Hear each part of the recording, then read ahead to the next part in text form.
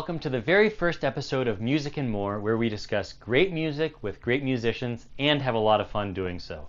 My name is Elliot Moore, and I'm the conductor of the Longmont Symphony Orchestra. Thanks so much for joining us.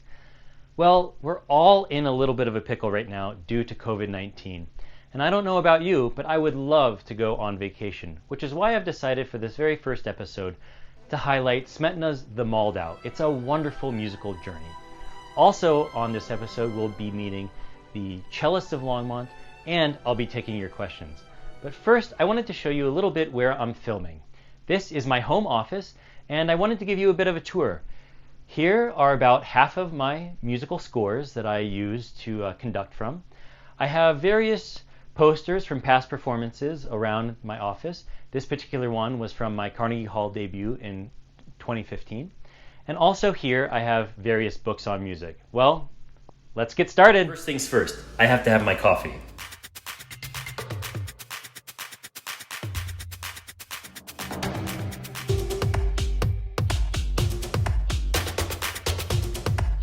Generally, when I'm having my coffee in the morning, I like to study a score. And this morning I'm studying Beethoven's Fifth Symphony while I'm having some coffee. We are going to be performing that work once we get back from all of this with COVID. And I'm working my tail off to make sure that I'm prepared and do the work justice.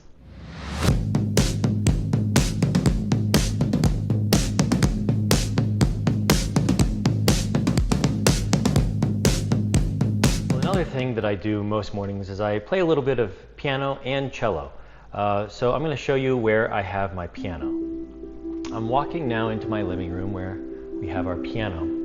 And one of the things that I love so much about this piano is that I got it for free. And in case anyone's wondering, it's actually not that uncommon to get pianos for free because many people think of them really as being just pieces of furniture. And so if you look online, you can often get pretty nice pianos at no cost except for the price of moving it. Here is my cello, which I love dearly. And I'm going to go ahead and play some of my morning routines.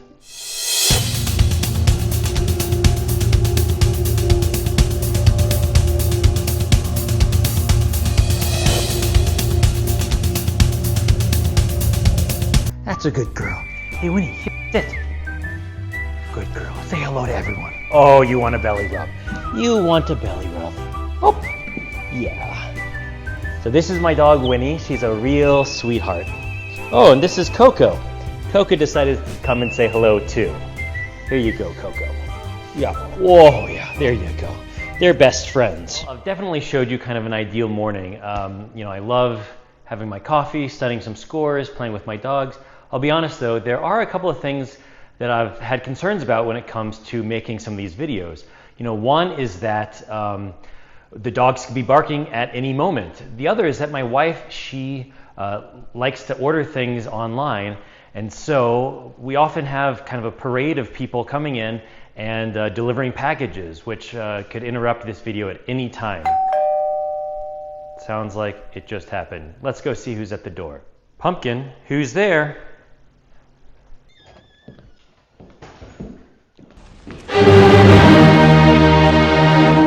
Herr Beethoven! Herr Beethoven, what are you doing here? I heard that you were making a TV show here called Music and More. I thought I should join you. Maybe give you a few pointers. Maybe start by calling it Beethoven in Longmont. You heard that I was making a TV show? That's amazing. I thought you were deaf. Well, of course it's okay if you stay and listen. And I would love your insights, although I'm not quite sure about the name of the show. The only thing is that you have to sit over there because now we have this rule where it's 6 feet away that we have to stay from each other. It is what it is. Is that okay?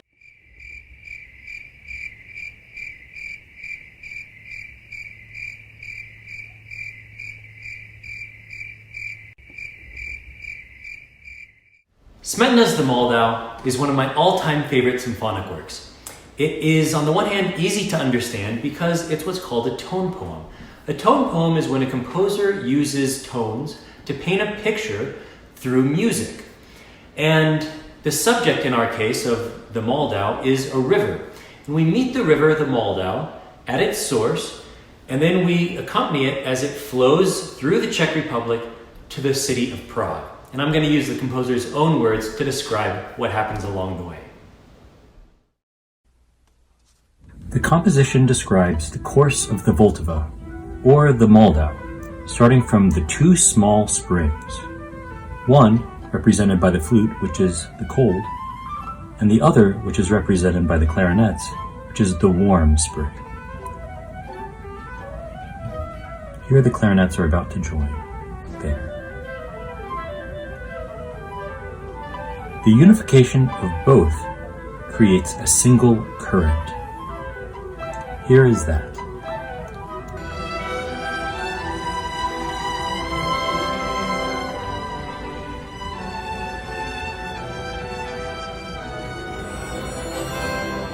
The course of the river then runs through woods and meadows where there are men on horses accompanied by hounds who are all on a hunt.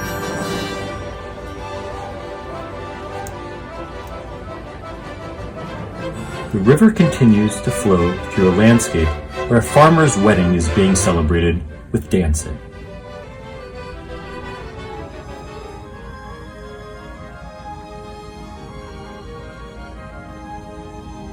The river continues its way to the round dance of the mermaids, dancing in the moonlight. On the nearby rocks loom castles, palaces, and old ruins.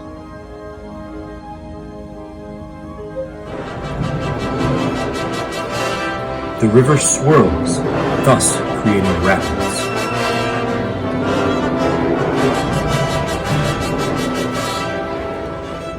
Then the river widens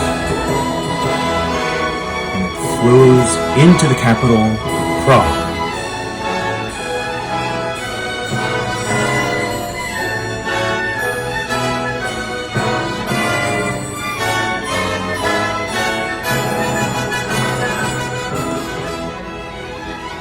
Finally, the Moldau majestically vanishes into the distance.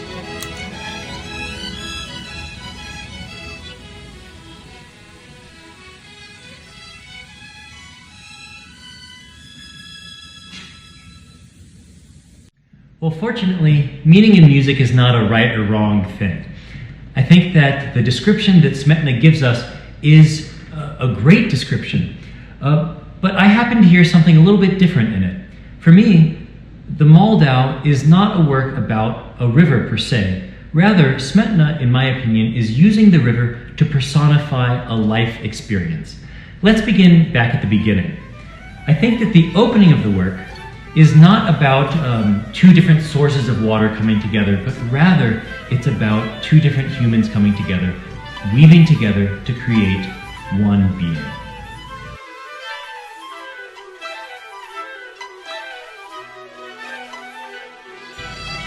As this precious life begins to find its own way, it begins to develop its own personality and its own ego. As the work progresses, there is the farmer's wedding. And to me, this is a great representation of our carefree 20s, our social lives, and our desire to just party.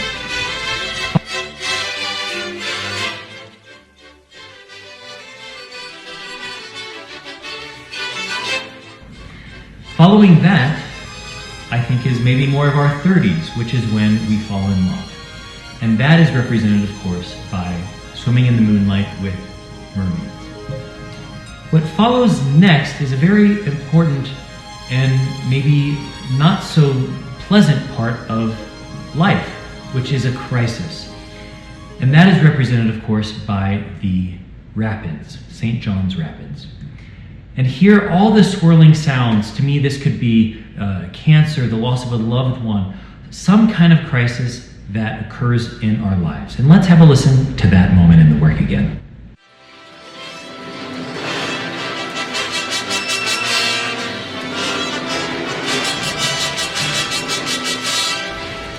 Now that we have navigated this most challenging moment in our lives, it allows us for something great to happen, which is to refine our personality, who we are. And that person, of course, from our carefree years, except now it has this lifetime of experience that will accompany us into the twilight of our lives.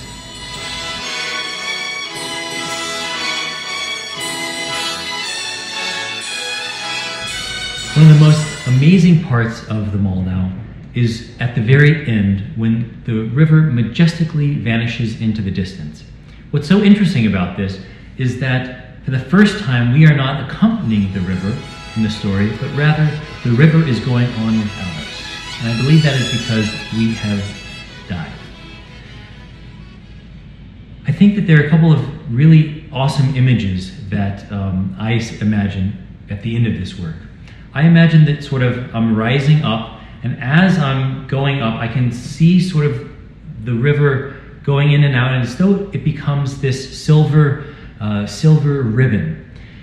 And from this vantage point, I can see all around. I can see the beginning of life. I can see all the different lives that I've touched, all the different sort of stories and flashbacks, but I can also see how the flow of my life has impacted the world. And I think that it is a very moving image to have as this river goes on into eternity. Well, here's a complete performance of the Moldau, performed by the Longmont Symphony back in 2018.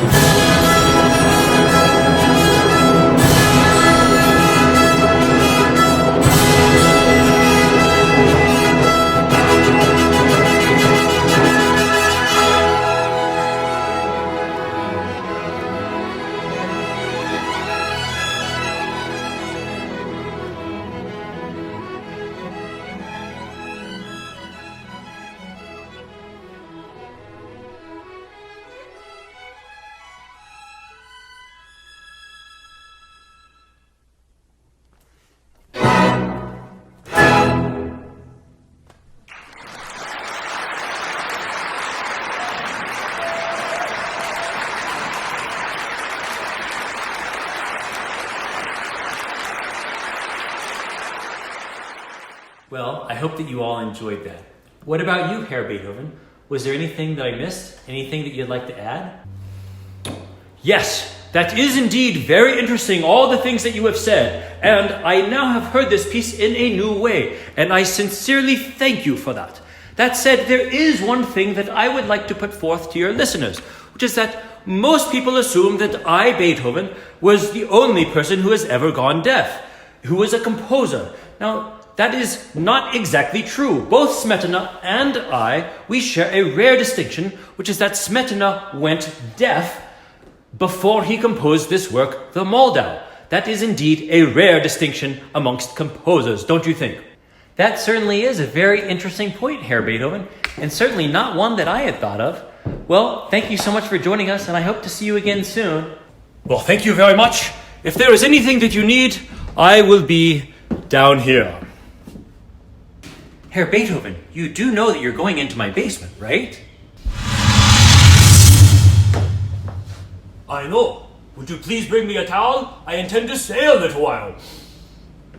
Well, I definitely think that we owe Beethoven a round of applause for that, and I gotta say, I feel pretty lucky to have him living in my basement. Well, now we're going to turn our attention to the cellists of Longmont, who have created this awesome virtual performance for us all to enjoy. Here are the cellists of Longmont. Hi, my name is Marco, and I am a cellist in the Longmont Symphony. Playing with Longmont Symphony is a great joy, and I always look forward to rehearsals and our performances. I definitely can't wait for when we can play together again. Thank you.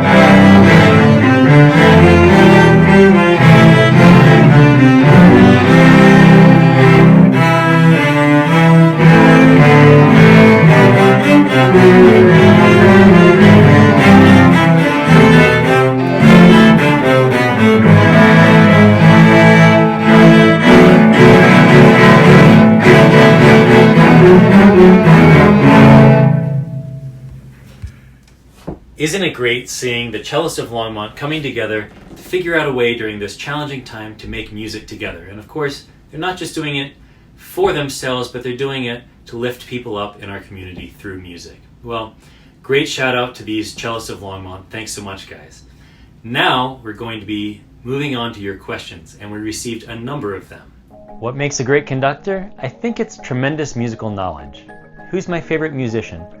I think that would have to be Mstislav Rostropovich, the great Russian cellist and conductor. Every note that he played and conducted, he was 100% committed to. And also, his music making was always at the service of something greater. What was my dream as a child? Well, I think it was to become a professional tennis player, and obviously that didn't turn out very well. My favorite recording? I would say that the first one that comes to mind is Portrait of Yo-Yo Ma. It's a wonderful recording that shows all of his artistry, and so many different musical styles, and it's something I actually think about a lot when it comes to programming. Our last question is from Gonzalo at Whittier International Elementary School. He writes, "What inspired you to become a conductor?" And for me, the answer is that I saw how music, and particularly an orchestra, can be a symbol for community and really make the community a better place to live. Thanks so much for those great questions. Please keep them coming, and don't forget to tune in next time to Music and More.